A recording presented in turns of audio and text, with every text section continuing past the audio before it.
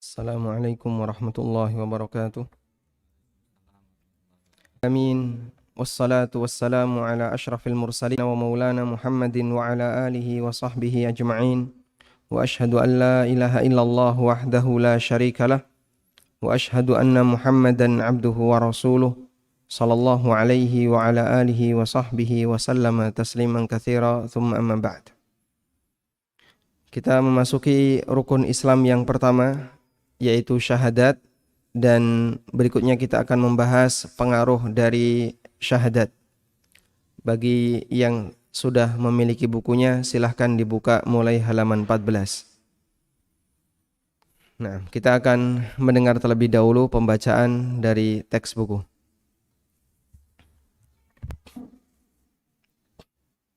Pertama, bersaksi bahwa tidak ada Tuhan yang berhak disembah kecuali Allah, dan bahwa Muhammad adalah hamba dan Rasul-Nya, yaitu keyakinan yang pasti yang diungkapkan dengan lisan dengan syahadat ini, yang dengan kepastiannya tersebut dalam hal itu seolah-olah ia merupakan sesuatu yang disaksikan, dan sebab syahadat ini dijadikan satu rukun, padahal yang dipersaksikan dalam syahadat tersebut lebih dari satu, adalah boleh jadi karena Rasulullah SAW adalah orang yang menyampaikan ajaran Allah Subhanahu wa taala, maka bersaksi bahwa beliau adalah hamba dan Rasul Allah termasuk ke dalam kesempurnaan syahadat la ilaha illallah, tidak ada Tuhan yang berhak disembah kecuali Allah. Kedua, dan boleh jadi juga karena kedua syahadat ini merupakan dasar sah dan diterimanya amal, di mana amal tidak sah dan tidak diterima kecuali disertai keikhlasan kepada Allah Ta'ala dan mengikuti petunjuk Rasulullah SAW. Dengan keikhlasan terwujudlah syahadat anna la ilaha illallah, bahwa tidak ada Tuhan yang berhak disembah kecuali Allah, dan dengan mengikuti petunjuk Rasulullah SAW terwujudlah syahadat anna Muhammadan abduhu wa rasuluh, bahwa Muhammad adalah hamba dan Rasul-Nya. Nah, dalam rukun Islam yang pertama, di situ kita bersaksi, mengatakan asyhadu an la ilaha illallah wa anna Muhammadan abduhu wa rasuluh.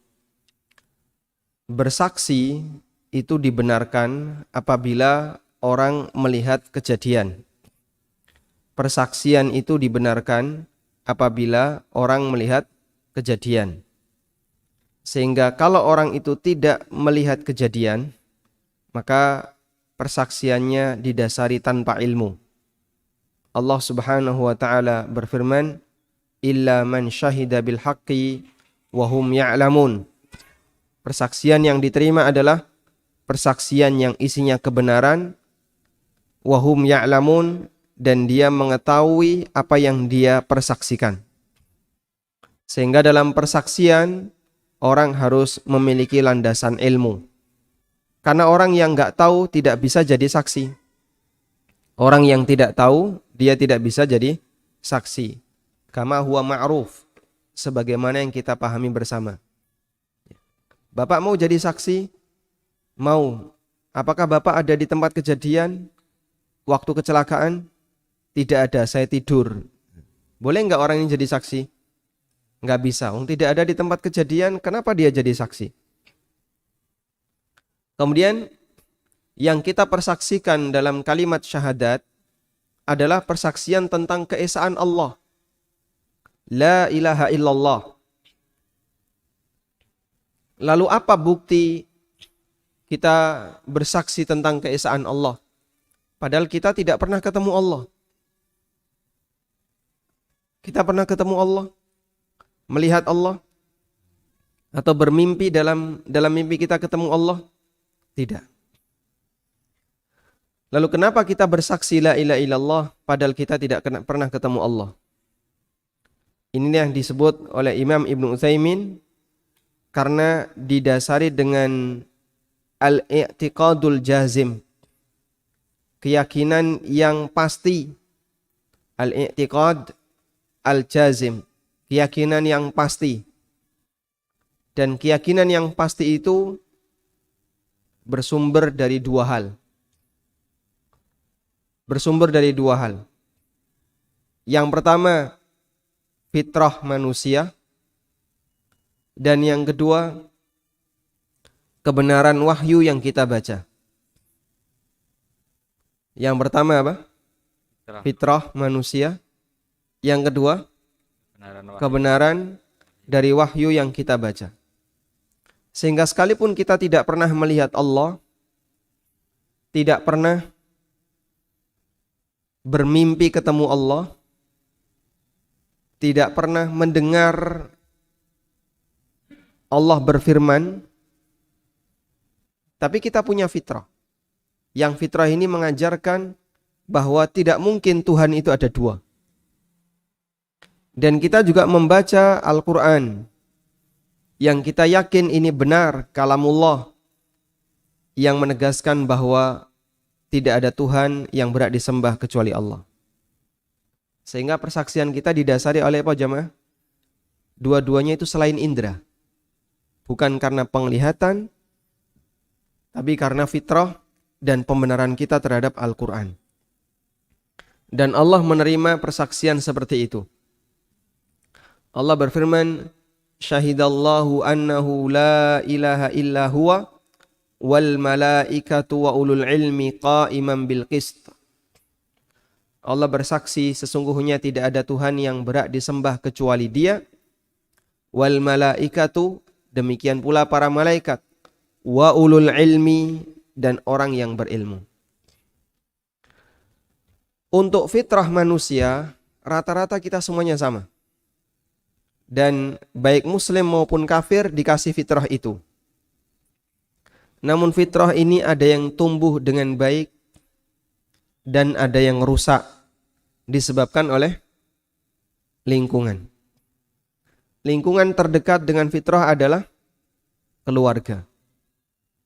Karena itu Nabi SAW mengatakan, kullu mauludin yuladu alal fitrah.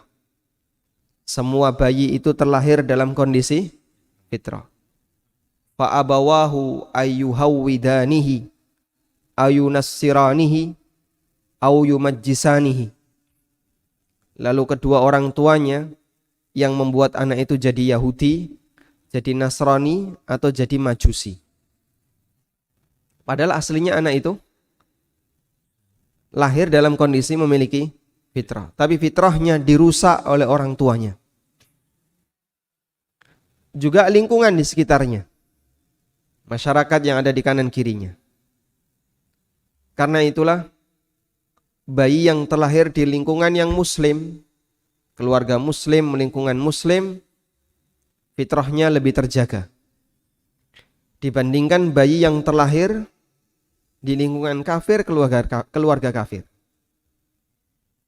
Sehingga fitrahnya tidak menyala, sudah rusak dari awal, makanya orang ini nggak bisa bersaksi la ilaha illallah. Karena landasannya sudah rusak. Ketika fitrahnya sudah rusak, jangan harap untuk bisa dapat yang kedua, yaitu membenarkan Al-Quran. Karena tentu saja dia akan menjauh dari kitabullah. Sehingga kita bersyukur kepada Allah. Allah berikan kita fitrah. Dan fitrah kita tumbuh di lingkungan yang sehat. Sehingga fitrah kita bisa menjadi landasan saksi akan kebenaran la ilaha illallah dalam kalimat syahadat. Dipahami insyaAllah ya? Syarat saksi tadi apa? Syarat saksi tadi apa? Lihat. Harus mengetahui. Mengetahui itu bisa dengan melihat kejadian secara langsung. Ini kalau persaksian antar sesama manusia dalam masalah muamalah. Nah, sekarang tentang keesaan Allah kita tidak melihat kejadian itu. Pernah kita ketemu Allah? Jawabannya tidak. Terus dari mana kamu tahu kalau Allah itu esa? Karena kita punya fitrah, dan itulah landasan yang kedua. Fitrah itu mendorong kita punya keyakinan bahwa Tuhan tidak mungkin lebih dari satu. Kemudian dalam rukun Islam yang pertama, syahadat, itu terdiri dari berapa persaksian? Dua. Makanya disebut dengan syahadatain atau syahadatan. Dua persaksian. Yang pertama adalah persaksian tentang keesaan Allah. Yang kedua persaksian tentang status Nabi Muhammad SAW. Lalu kenapa dua persaksian ini dijadikan satu rukun? Padahal isinya dua. Imam Ibnu Utsaimin menjelaskan ada dua kemungkinan. Kemungkinan yang pertama, di buku ada ya, boleh jadi itu kemungkinan pertama, dan boleh jadi itu kemungkinan yang kedua. Boleh jadi karena Rasulullah SAW adalah orang yang menyampaikan ajaran Allah. Sehingga kenapa dua kalimat syahadat tadi dijadikan sebagai satu rukun? Karena kemungkinan yang pertama, Rasulullah SAW adalah utusan Allah, dan mentaati utusan sama dengan mentaati yang mengutus. Sehingga persaksian Muhammadun Rasulullah adalah pelengkap dari persaksian la ilaha illallah. Yang kedua, kemungkinan yang kedua, ini nggak usah ditulis ya, di buku sudah ada. Karena persaksian Muhammad Rasulullah mengajarkan tentang mutaba'ah. Sedangkan persaksian la ilaha illallah mengajarkan tentang apa? Ikhlas. La ilaha illallah mewakili ikhlas. Muhammad Rasulullah mewakili mewakili apa? Mutaba'ah. Mengikuti petunjuk Nabi SAW. Dan itu merupakan dua syarat diterimanya amal. Sehingga disebut jadi satu karena dua ini adalah syarat diterimanya amal.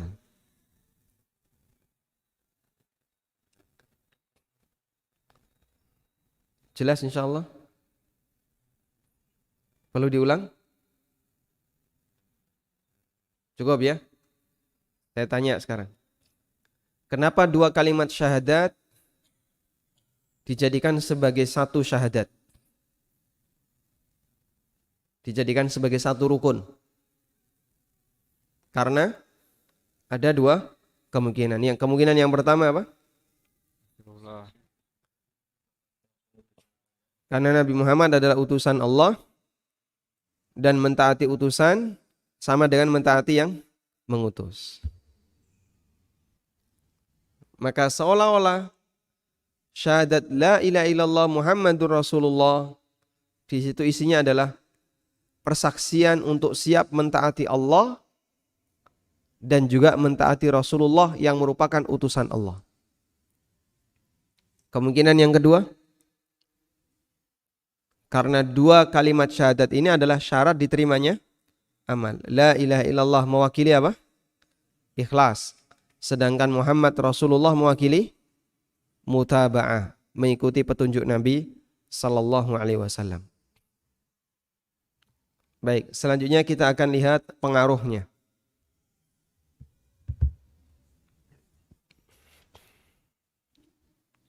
Dan di antara buah syahadat yang agung adalah membebaskan hati dan jiwa dari penghambaan diri kepada para makhluk dan dari sikap mengikuti kepada selain para rasul. Nah, buah dari syahadat la ilaha illallah,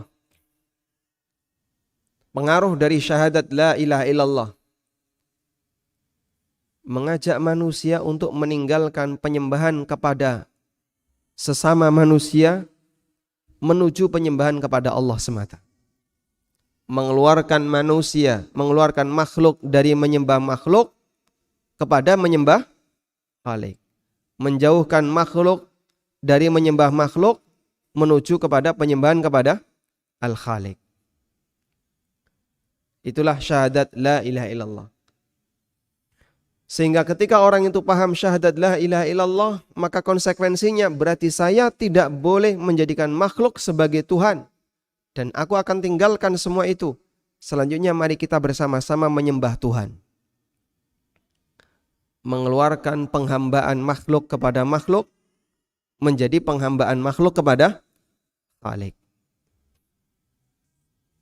Sedangkan manfaat dari syahadat Muhammad Rasulullah adalah mengajak manusia untuk tidak taklid kepada manusia yang lain selain kepada utusan Allah. Bahasa lainnya, mengajak manusia untuk keluar dari sempitnya golongan menuju luasnya Islam. Sehingga semua bentuk taklid cacat di kalimat syahadat Muhammad Rasulullah. Maka siapa yang mengatakan saya bersyukur jadi anggota ormas ini. Ormas ini adalah agama. Kalau tidak pakai ormas ini nyemplung neraka. Itu cacat di kalimat syahadat Muhammad Rasulullah. Sehingga dia membatasi Islam hanya dalam satu lingkup yang sangat kecil sekali. Meskipun dia ormas besar. Tapi itu lingkup kecil. Kebenaran hanya dibatasi pada lingkup yang sangat kecil sekali. Dan dia tidak maksum. Karena itulah syahadat Muhammad Rasulullah mengajarkan kepada manusia untuk mengeluarkan diri dari bentuk taklid kepada manusia menuju taklid kepada utusan Allah Rasulullah sallallahu alaihi wasallam. Mengajak manusia untuk keluar dari sempitnya ormas menuju luasnya Islam. Kaidah yang sangat sederhana. Makanya kalau ada orang yang bangga dengan ormasnya, seharusnya dia merasa malu. Kamu gagal menerapkan syahadat Muhammad Rasulullah kalau ucapanmu masih seperti itu. Karena berarti kamu menggiring masyarakat untuk menuju sempitnya golongan. Padahal Islam itu luas, ajaran Nabi SAW sangat luas. Itulah buah dari syahadat Muhammad Rasulullah. Kenapa saya harus taklid kepada si A? Wong saya dan si A sama-sama manusia. Kenapa saya harus taklid kepada pimpinan ormas A? Wong saya dengan dia sama-sama manusia. Kenapa saya harus mengikuti ormas B? Wong saya dengan dia sama-sama manusia. Saya punya kebebasan, kamu punya kebebasan. Ngapain saya harus ikut kamu? Tapi kalau kita bicara, kenapa saya harus mengikuti Muhammad SAW? Karena dia utusan Allah. Dan mentaati utusan sama dengan mentaati yang mengutus.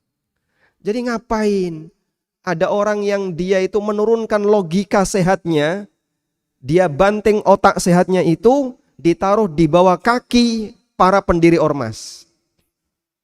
Subhanallah. Ngapain dia ini? Kemana otaknya gitu kan? Kalau pakai bahasa yang agak lebih vulgar. Kamu kenapa harus ikut dia? Kamu punya akal, dia punya akal. Akal kamu dan akal dia sama-sama akal. Dia punya logika, kamu punya logika. Saya mengikuti dia mas, karena dia mengikuti Rasulullah SAW. Baik, berarti seperti itu mutaba'ah. Itu bukan taklid.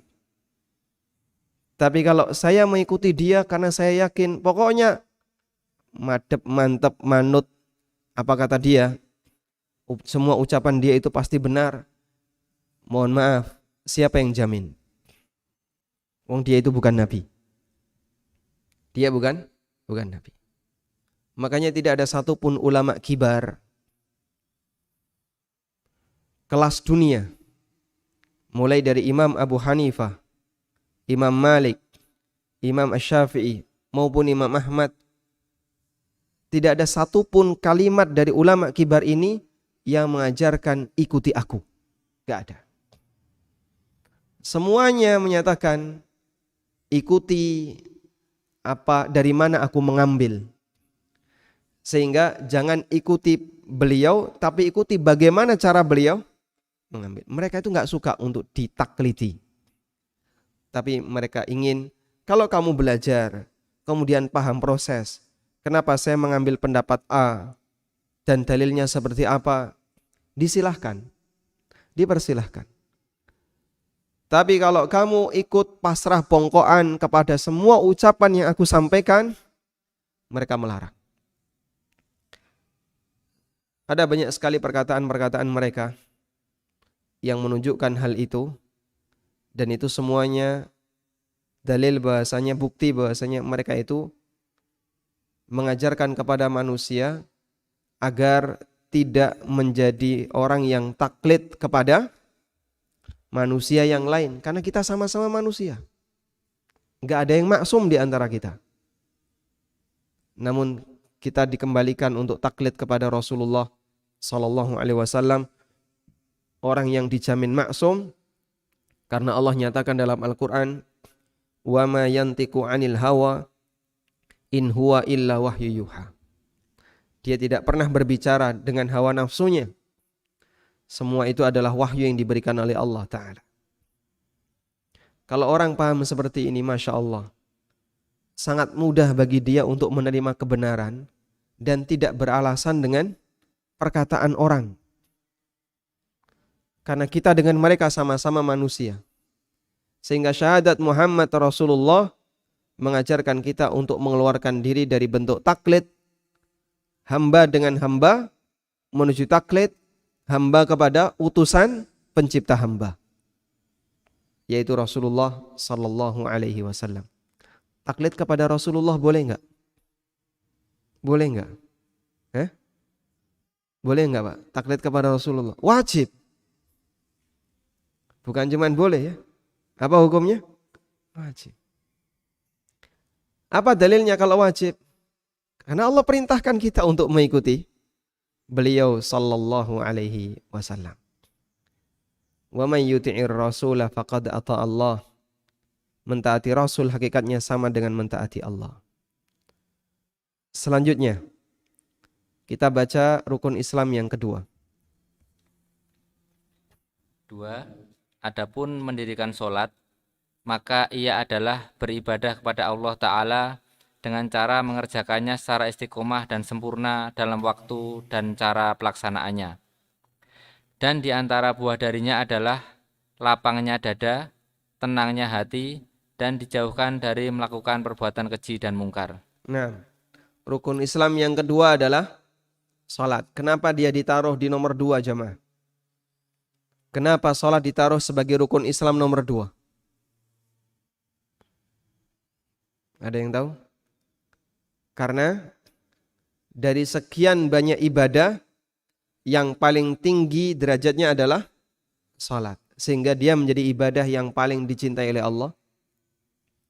Dari sekian banyak ibadah, yang kriteria kemampuan manusianya paling rendah, paling sedikit adalah sholat. Sehingga sholat dikasih kemudahan oleh Allah. Yang gak bisa wudu, gak bisa mandi, boleh tayamum. Yang gak bisa berdiri, boleh duduk. Yang gak bisa duduk, boleh tidur miring. Yang gak bisa tidur miring, boleh terlentang. Yang gak bisa ngapa-ngapain, tangan gak bisa gerak, udahlah sebisanya. Yang penting akal masih ada. Allah kasih kemudahan manusia untuk melakukan sholat sebisanya. Yang penting dikerjakan selama akal masih ada. Dan ada banyak sekali dalil tentang keutamaan sholat. Tayyib. Dan sholat secara bahasa artinya apa? Doa. Sedangkan secara istilah artinya ibadah yang terdiri dari gerakan tertentu, bacaan tertentu, syarat tertentu, dilaksanakan di waktu tertentu. Dimulai dari takbiratul ihram sampai salam. Ya nggak perlu ditulis ya. Bapak Ibu tahu sholat kan? Ya udah selesai. Sholat, definisi sholat adalah seperti sholat yang kita kerjakan gitu aja. Kan sama saja. Nah, kalimat tadi hanya sebatas membuat kalimat untuk sholat, memfrasekan sholat. Tayyib. Dan kalau ada orang yang bilang seperti ini, sing penting ki eling. Nek wis eling berarti wis salat. Jadi rasah dadak ning masjid, tidak harus berdiri jungkat-jungkit. Yang penting eling, karena inti salat kan doa. Dan doa itu sing penting eling. Jawabannya bagaimana? Kalimat ini salah atau betul? Salah. Dan ada sebagian orang sufi yang punya pemahaman seperti itu. Sehingga bagi dia, salat itu yang penting pokoknya meneng, madep, ngulon, mingkem, eling, rampung, salam, assalamualaikum. Ini salat ajaran yang menyimpang ya. Kalau ada orang yang beralasan, loh bukankah salat itu yang penting doa? Jawabannya, betul, salat itu secara bahasa artinya doa. Tapi Nabi SAW datang dengan membawa penjelasan syariat, bukan penjelasan bahasa. Karena kalau beliau datang membawa penjelasan bahasa, orang musyrikin Quraisy sudah punya bahasa Arab. Gak perlu ada Nabi untuk menjelaskan makna bahasa. Begitu ya. Tapi kalau penjelasan makna syariat, mereka gak ngerti. Lalu Allah utus Nabi untuk menjelaskan makna syariat dari sholat. Sholat itu yang harus dikerjakan seperti apa sih? Nabi yang menjelaskan. Ya, Nabi yang menjelaskan, bukan makna bahasa. Tayyib. Lalu apa manfaat sholat? Manfaat sholat adalah lapangnya dada, tenangnya pikiran dan hati. Manfaat sholat adalah dada menjadi lapang, pikiran menjadi tenang.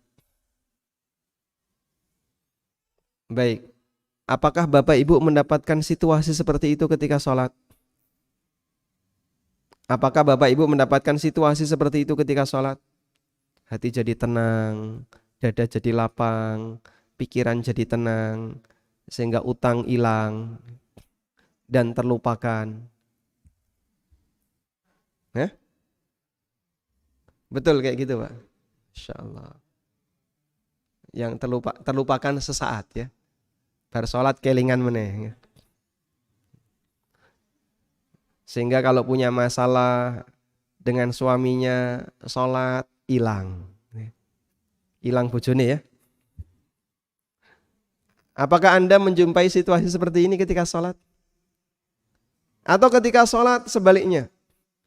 Kapan rampung? Sehingga ketika takbiratul ihram mulai, yang dipikir kapan salam.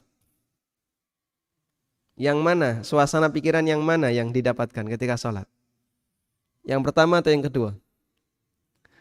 Kalau suasana pikiran kita pada waktu kita sholat, seperti orang terpaksa melakukan sesuatu yang tidak dia suka, sehingga dia sudah pengen cepat rampung, berarti dia tidak mendapatkan manfaat sholat. Sholat yang dia kerjakan tidak memberikan pengaruh bagi kehidupannya. Padahal manfaat sholat itu adalah ala bidzikrillahi tatmainnul qulub. Dengan zikrullah, hati seorang hamba akan menjadi tenang. Pikiran seorang hamba akan menjadi tenang. Gitu ya. Namun apakah ini yang terjadi? Banyak orang yang tidak mendapatkannya. Kenapa? Karena sholatnya tidak berkualitas. Baik. Karena itulah sholat yang berkualitas akan bisa menjadi tempat penenang batin seorang hamba. Seperti Rasulullah SAW. Kana Nabiyyu sallallahu alaihi wasallam idza hazabahu amrun shalla. Nabi sallallahu alaihi wasallam ketika beliau punya suasana genting, punya masalah besar, beliau salat. Masya Allah. Kenapa? Orang ketika punya masalah besar itu kan stres, bingung. Salat adalah pelarian. Makanya pada saat situasi-situasi genting, contohnya ketika gerhana bulan, gerhana matahari, atau situasi genting yang lainnya, Nabi SAW mendekat kepada Allah dengan salat. Juraij, Bani Israel, yang dituduh berzina sampai melahirkan seorang anak. Dan hampir saja Juraij ini mau dibunuh. Kemudian dia minta izin kepada eksekutornya. Tolong izinkan saya untuk sholat 2 rakaat. Dalam situasi genting, Juraij sholat. Kemudian ketika dia sedang sholat, dia gantungkan harapannya kepada Allah Subhanahu wa ta'ala. Maka Allah Ta'ala akan berikan solusi. Allah berikan ketenangan. Tenang, ada Rabbmu yang mengatur segalanya. Makanya kebiasaan seperti ini tidak dimiliki kecuali orang yang dia senang dengan ibadah sholat.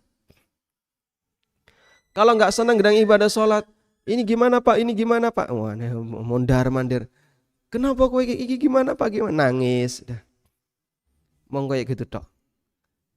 Terus selesai itu masih pusing, aku stres. Mana? Terus Arab ngopo? Nyileh gaman. Oh jangan. Sholat seharusnya.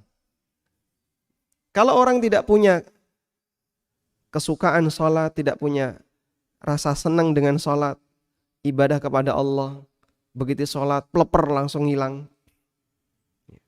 Enggak khusyuk ketika sholat. Maka ketika dia punya situasi genting seperti ini, dia enggak bakalan ingat untuk sholat. Beda dengan seorang hamba yang dia paham bahwa sholat adalah solusi yang paling tepat ketika orang sedang mendapatkan situasi yang genting. Tangkap polisi, STNK enggak ada, SIM enggak ada. Pak, saya mau izin sholat dulu. Harap ngopo nih sholat. Ya, barangkali nanti STNK dan SIM bisa datang. Ya. Yang kedua, dijauhkan dari melakukan perbuatan keji dan mungkar. Dijauhkan dari melakukan perbuatan keji dan mungkar. Apa dalilnya? Inna salata tanha 'anil fahsya'i wal munkar wala dzikrullahi akbar. Sesungguhnya salat itu bisa menjauhkan seorang hamba dari perbuatan al-fahsya wal munkar. Kita sudah pernah menyampaikan apa makna al-fahsya? Apa makna al-fahsya? Apa beda fahsya dengan mungkar? Fahsya artinya semua perbuatan maksiat. Kalau kemungkaran, perbuatan maksiat yang dilakukan secara terang-terangan. Sehingga fahsya dengan mungkar mana yang lebih luas cakupannya? Fahsya lebih luas. Makanya ada fahsya perbuatan maksiat yang dilakukan sembunyi-sembunyi, ya. Ngelirik-ngelirik. Itu fahsya yang dia lakukan secara sembunyi-sembunyi. Atau gerenengan tapi sembunyi-sembunyi, tidak ditampakkan kepada orang lain. Ada satu tulisan yang bagus ya. Saya baca tulisan ini di belakang truk. Allah ngasih kita mulut di depan agar kita tidak bicara di belakang. Betul Pak? Allah ngasih kita mulut di depan agar kita tidak bicara di belakang. Karena karakter orang yang blangkone bendol nguri, wong Jogja ya, itu senengane muni ning buri. Ning arep ra gelem ngomonge ning buri. Gampang gerenengan. Gampang gerenengan. Kajian rong rampung, ustadz wis digerenengi. Termasuk itu. Tayyib. Salat itu menghilangkan semua ini. Apa makna salat bisa menghilangkan maksiat? Tapi Pak nyatane kene iki insyaallah salat 5 waktu ya enggak pernah telat. Bahkan suami saya ke masjid. Kadang saya ikut, kadang tidak di rumah. Tapi kenapa maksiat masih jalan? Baik. Ulama dalam mendefinisikan sholat bisa menahan perbuatan keji dan mungkar itu ada beberapa pengertian. Tafsir yang pertama, sholat bisa mencegah perbuatan keji dan mungkar. Artinya orang ketika sholat dia tidak melakukan maksiat. Orang ketika sholat dia tidak melakukan maksiat. Ketika sedang sholat, ya, misalnya ya, ibu-ibu gerenengan ngalor ngidul adzan subuh. Masya Allah. Berarti gerenengannya sebelum subuh ya. Gerenengan kemudian terdengar adzan duhur. Oh, wis masuk, wis luhur tuh iki. Sholat, gitu kan? Apakah ketika sholat gerenengan masih berlanjut? Tidak. Sehingga gerenengan berhenti gara-gara apa? Sholat. Maka sholat menahan sang ibu ini untuk melakukan perbuatan keji dan mungkar. Orang dangdutan. Wah, dangdutan ketika acara walimah atau apa itu ya? Dangdutan. Kemudian terdengar adzan duhur. Leren adzan. Leren dipateni. Terus sholat. Dengan sholat yang dia kerjakan menahan perbuatan keji dan mungkar. Kan tidak mungkin sholat sambil dangdutan. Ini makna yang pertama. Sholat menahan seseorang dari perbuatan keji dan mungkar. Sehingga berdasarkan tafsir ini, berarti semua sholat hamba pasti mencegah dia dari perbuatan keji dan mungkar. Allah tidak dusta. Katanya sholat bisa mencegah perbuatan keji dan mungkar. Itu nyatanya banyak orang yang sholat tapi dia masih rajin berbuat kemaksiatan. Coba kalau dia sedang sholat, maksiat enggak? Tidak. Nah itu sholat mencegah dia dari perbuatan keji dan mungkar. Allah tidak dusta. Tafsir yang kedua.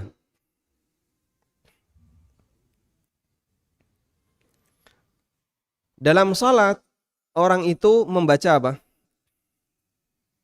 Al-Quran, minimal Al-Fatihah. Dalam sholat orang itu membaca Al-Quran, minimal Al-Fatihah. Dan apa yang dia baca dalam Al-Quran itu mencegah dari perbuatan keji dan mungkar. Apa yang dia baca dalam sholatnya itu mencegah dari perbuatan keji dan mungkar. Paham di sini?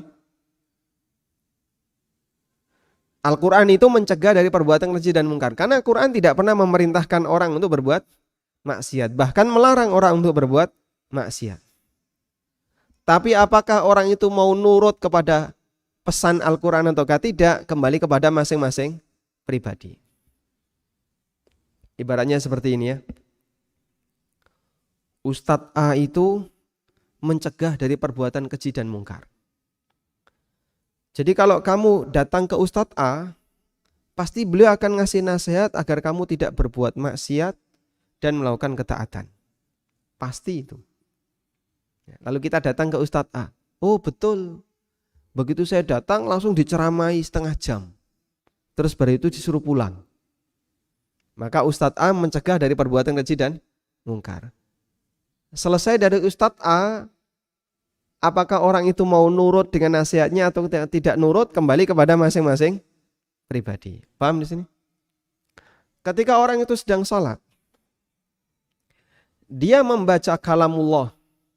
Yang kalamullah ini mencegah dari perbuatan keji dan mungkar. Kalau dia nurut, maka dia akan menjadi orang yang terjauhkan dari perbuatan keji dan mungkar. Tapi nek gak nurut, berarti dia gak ngubris dengan nasihat yang dia baca ketika sholat. Paham ya? Baik, itu makna yang kedua. Sholat mencegah dari perbuatan keji dan mungkar. Maknanya adalah bacaan Al-Quran yang dilantunkan ketika sholat, isinya nasihat untuk mencegah dari perbuatan keji dan mungkar. Makna yang ketiga.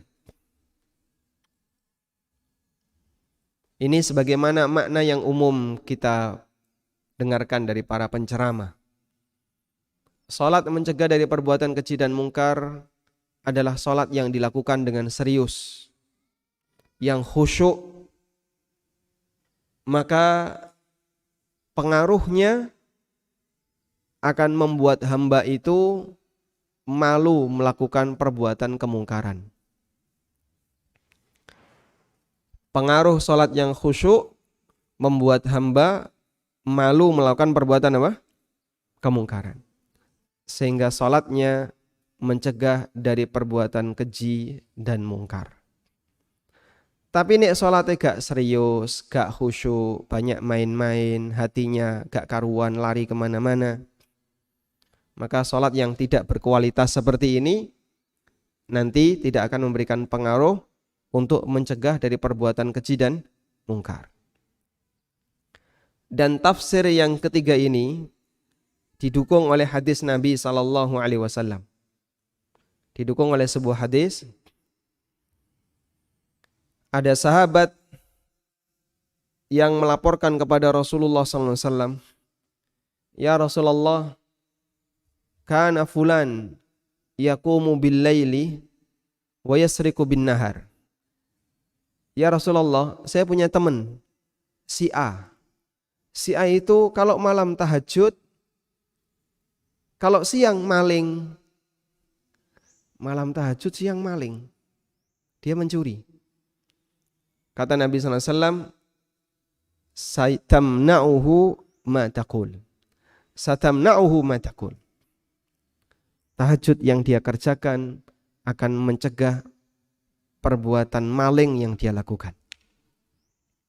Dan betul, terjadilah apa yang terjadi. Dia bertaubat kepada Allah dan menjadi orang yang soleh disebabkan karena orang ini rajin salat. Dan salah satu di antara pengaruh orang itu gampang untuk bertaubat adalah al-iqbal ala kalamillah. Mau untuk nggatekno firman Allah. Mau bersedia untuk nggatekno, memperhatikan firman Allah. Karena kalau orang itu mau nggatekno, mau memperhatikan, digatekne. Gatekne berarti diapakan? Diperhatikan ya. Mau memperhatikan, maka Allah akan kasih tambahan hidayah. Fudail bin Iyad dulunya adalah seorang penyamun dan ditakuti banyak orang. Karena gampang untuk ngerampok, menghadang para kafilah dagang, dirampok. Suatu ketika Fudail itu manjat rumah orang, mau ngintip seorang akhwat. Jadi tujuannya tujuan jelek sudah. Di saat dia lewat, tiba-tiba terdengar ada orang yang membaca Al-Quran. Terus dia diam sebentar. Dia mau nggatekno orang yang membaca Al-Quran ini. Yang dia baca firman Allah Ta'ala, "Alam ya'ni lilladzina amanu an takhsha'a qulubuhum li dzikrillahi wa ma nazala minal haqq." Bukankah telah datang waktunya bagi orang-orang yang beriman, an takhsha'a qulubuhum li dzikrillah, untuk menundukkan hatinya dalam rangka zikrullah, wa ma nazala minal haqq, dan memperhatikan kebenaran yang turun kepadanya. Kemudian dia bergumam, ngomong dengan dirinya sendiri, "Na'am ya Rabb, sekarang sudah waktunya. Sekarang sudah waktunya." Ayat itu kan isinya pertanyaan. Bukankah telah datang waktunya bagi orang yang beriman untuk khusyuk kepada ayat-ayat Allah dan kebenaran yang turun kepadanya? Fudail mengatakan, betul sudah waktunya. Masya Allah, taubat beliau dan menjadi seorang ulama kibar yang nasihatnya banyak didengarkan oleh masyarakat. Padahal sebelumnya adalah seorang perampok. Fudail bin Iyad rahimahullah. Ini perampok yang ngerti bahasa Arab. Nek dudu perampok tapi ora ngerti bahasa Arab, ya maca Quran padha wae. Tidak perhatian. Makanya penting bagi kita untuk belajar tafsir, mengenal ayat-ayat Allah, sehingga saat kita membaca sambil nyantol-nyantol dikit apa yang pernah kita dengarkan tentang tafsirnya. Wallahu alam Wa sallallahu ala nabiyyina Muhammadin wa ala alihi wa sahbihi wa sallam. Wa akhiru da'wana anil hamdulillahi rabbil alamin.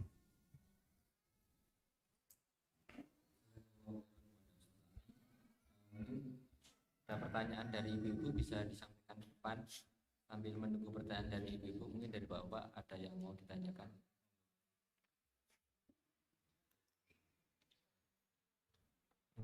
Silakan. Waalaikumsalam. Bagaimana kedudukan manusia yang terlahir dari keluarga kafir, lingkungan kafir, dan dibesarkan dalam pembelajaran kafir? Maksudnya, apakah kedudukan manusia ini di mata Allah, apakah dia itu tidak apakah bukan suatu takdir? Bagaimana dia bisa keluar dari lingkungan tersebut?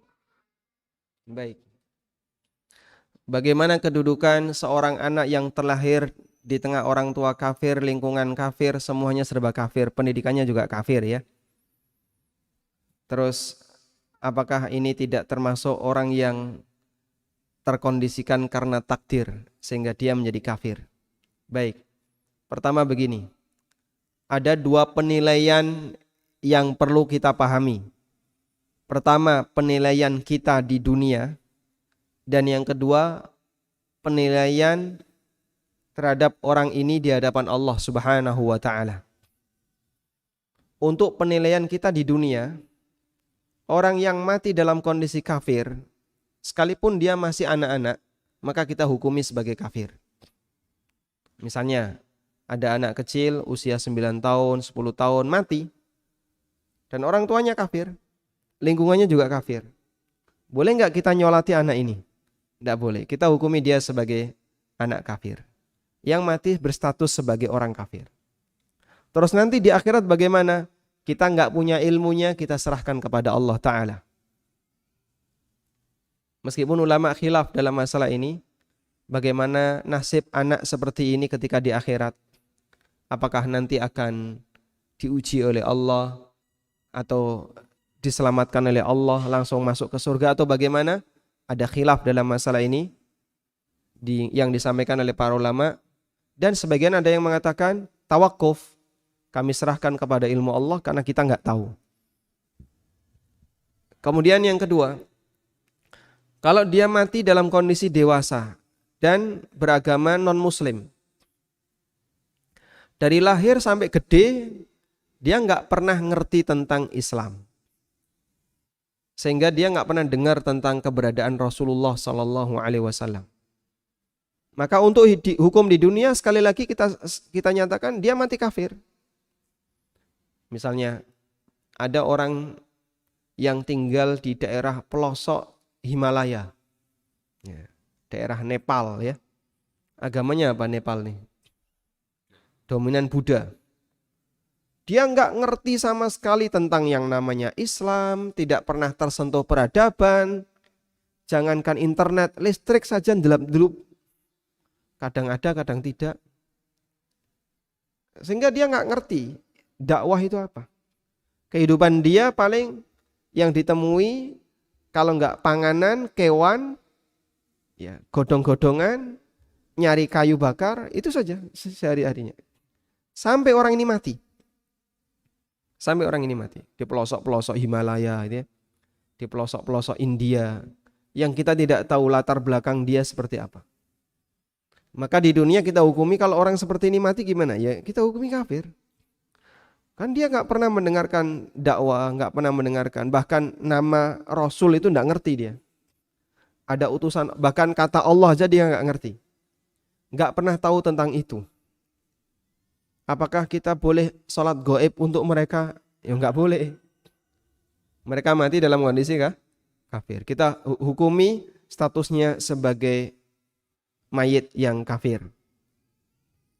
Namun bagaimana nasib dia di dunia, di akhirat, kita serahkan kepada Allah Subhanahu wa taala.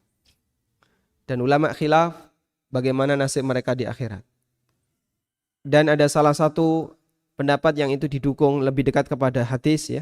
Didukung oleh hadis dia nanti akan diuji oleh Allah Ta'ala.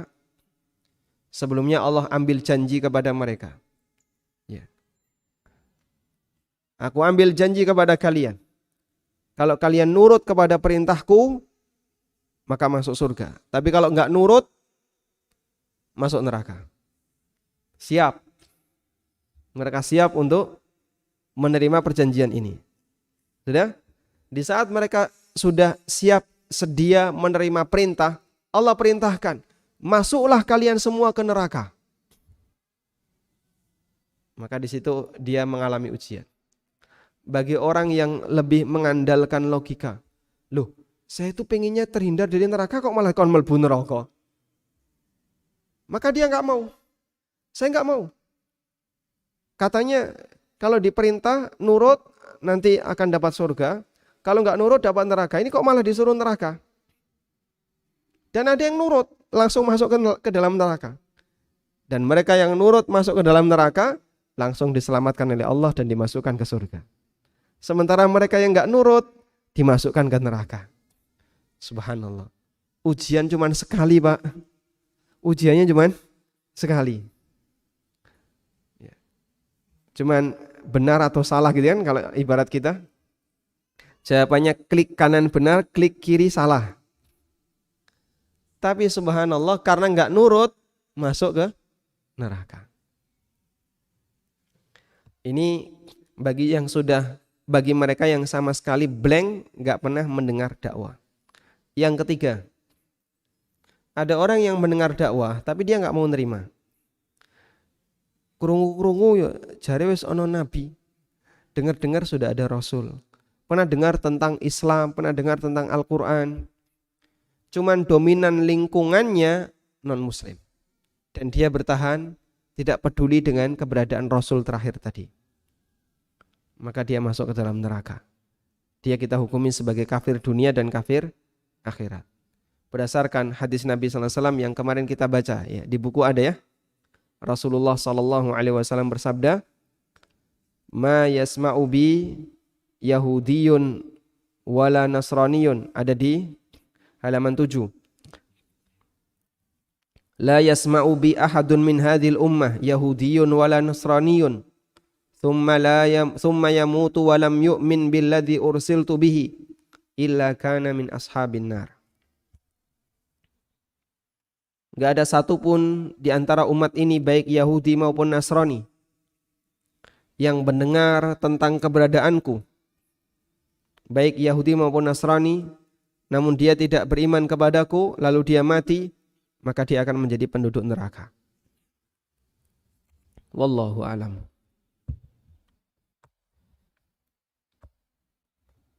Pertanyaan selanjutnya, Ustaz.